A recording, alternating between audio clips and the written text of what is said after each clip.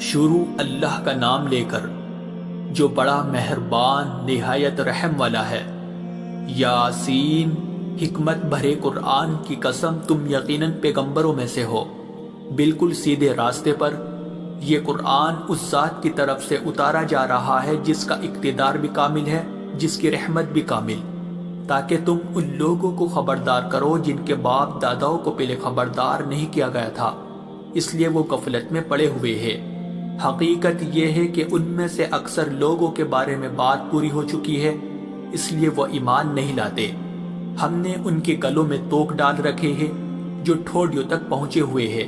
اور اس وجہ سے ان کے سر اوپر کو اٹھے گئے ہیں، اور ہم نے ایک آڑ ان کے آگے کھڑی کر دی ہے اور ایک آڑ ان کے پیچھے کھڑی کر دی ہے، اور اس طرح انہیں ہر طرف سے ڈھانک لیا ہے، جس کے نتیجے میں انہیں کچھ سجائی نہیں دیتا۔ اور ان کے لیے دونوں باتیں برابر ہے، چاہے تم انہیں خبردار کرو یا خبردار نہ کرو، وہ ایمان نہیں لائے گے۔ تم تو صرف ایسے شخص کو خبردار کر سکتے ہو جو نصیحت پر چلے اور خدا رحمان کو دیکھے بغیر اس سے ڈرے، چنانچہ ایسے شخص کو تم مغفرت اور باعزت اجر کی خوشخبری سنا دو۔ یقیناً ہم ہی مردوں کو زندہ کریں گے، اور جو کچھ عمل انہوں نے آگے بھیجے ہیں ہم ان کو بھی لکھتے جاتے ہیں، اور ان کے کاموں کی جو اثرات ہیں ان کو بھی، اور ہم نے ایک واضح کتاب میں ہر چیز کا احاطہ کر رکھا ہے۔ اور اے پیغمبر، تم ان کے سامنے ایک بستی والوں کی مثال پیش کرو جب ان کے پاس رسول آئے تھے۔ جب ہم نے ان کے پاس شروع میں 2 رسول بھیجے تو انہوں نے دونوں کو جھٹلا دیا، پھر ہم نے ایک تیسرے کے ذریعے ان کی تائید کی،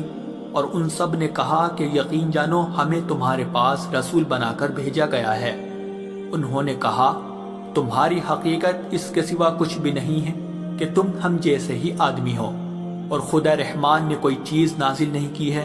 اور تم سراسر جھوٹ بول رہے ہو۔ ان رسولوں نے کہا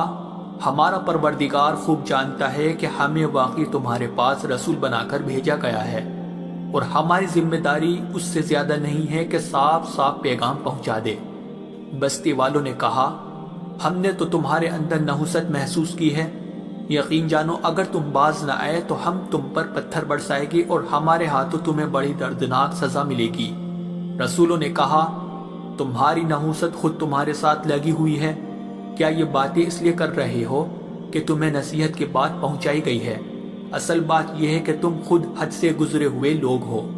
اور شہر کے پلے علاقے سے ایک شخص دوڑتا ہوا آیا، اس نے کہا اے میری قوم کے لوگوں، ان رسولوں کا کہنا مان لو، ان لوگوں کا کہنا مان لو جو تم سے کوئی اجرت نہیں مانگ رہے اور وہ صحیح راستے پر ہے، اور بھلا میں اس ذات کی عبادت کیوں نہ کروں جس نے مجھے پیدا کیا ہے، اور اسی کی طرف تم سب کو واپس بھیجا جائے گا۔ بھلا کیا اسے چھوڑ کر میں ایسوں کو معبود مانوں کہ اگر خدا رحمان مجھے کوئی نقصان پہنچانے کا ارادہ کر لے تو ان کی سفارش میرے کسی کام نہ آئے اور نہ وہ مجھے چھڑا سکے؟ اگر میں ایسا کروں گا تو یقیناً میں کھلی گمراہی میں مبتلا ہو جاؤں گا۔ میں تو اپنے پروردگار پر ایمان لا چکا، اب تم بھی میری بات سن لو۔ آخر کار بستی والوں نے اسے قتل کر دیا، اور اللہ کی طرف سے اس سے کہا گیا کہ جنت میں داخل ہو جاؤ۔ اس نے جنت کی نعمتیں دیکھ کر کہا کہ کاش میری قوم کو معلوم ہو جائے کہ اللہ نے کس طرح میری بخشش کی ہے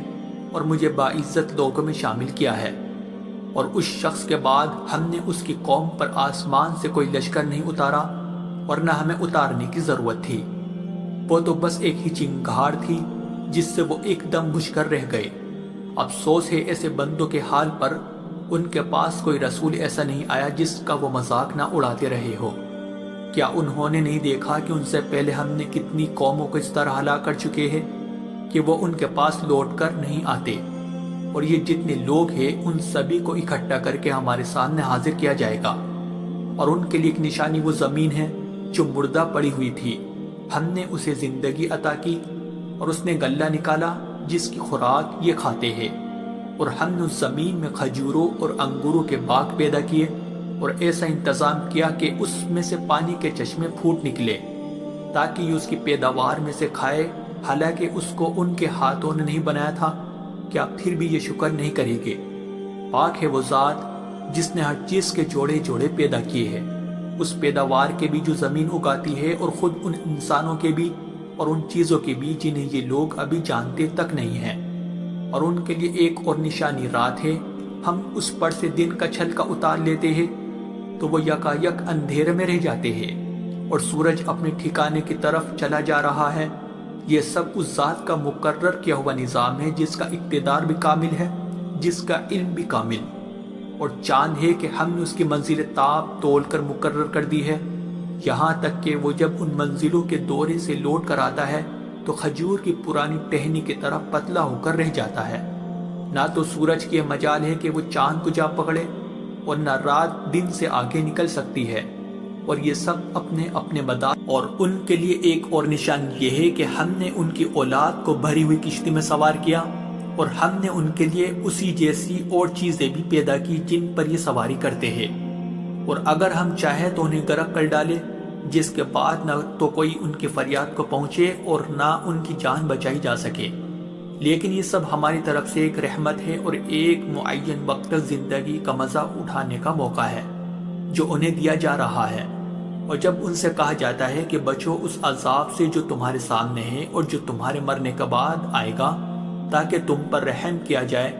تو وہ ذرا کان نہیں دھرتے، اور ان کے پروردگار کی نشانیوں میں سے کوئی نشانی ایسی نہیں آتی جس سے وہ منہ نہ موڑ لیتے ہو۔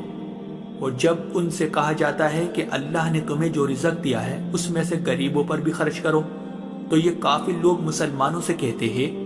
کہ کیا ہم ان لوگوں کو کھانا کھلائے جنہیں اگر اللہ چاہتا تو خود کھلا دیتا؟ مسلمانوں،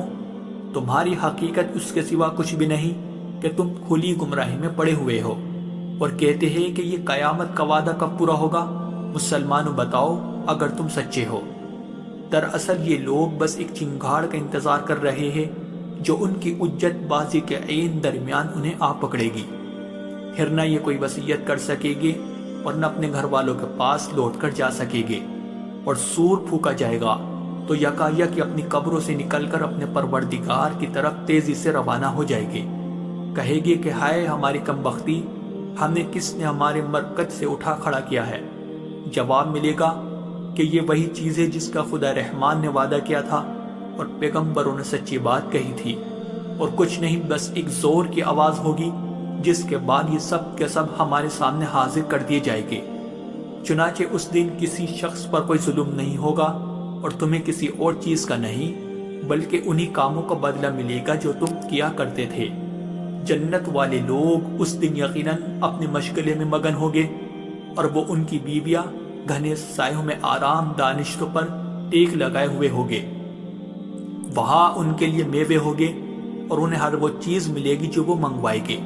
رحمت والے پروردگار کی طرف سے انہیں سلام کہا جائے گا، اور کافروں سے کہا جائے گا کہ اے مجرموں، آج تم مومنوں سے الگ ہو جاؤ۔ اے آدم کے بیٹو، کیا میں نے تمہیں یہ تاکید نہیں کر دی تھی کہ تم شیطان کی عبادت نہ کرنا، وہ تمہارا کھلا دشمن ہے، اور یہ کہ تم میری عبادت کرنا، یہی سیدھا راستہ ہے۔ اور حقیقت یہ ہے کہ شیطان نے تم میں سے ایک بڑی خلقت کو گمراہ کر ڈالا، تو کیا تم سمجھتے نہیں تھے؟ یہ ہے وہ جہنم جس سے تمہیں ڈرایا جاتا تھا، آج اس میں داخل ہو جاؤ کیونکہ تم کفر کیا کرتے تھے۔ آج کے دن ہم ان کے منہ پر مہر لگا دیں گے اور ان کے ہاتھ ہم سے بات کریں گے اور ان کے پاؤں گواہی دیں گے کہ وہ کیا کمائی کیا کرتے تھے،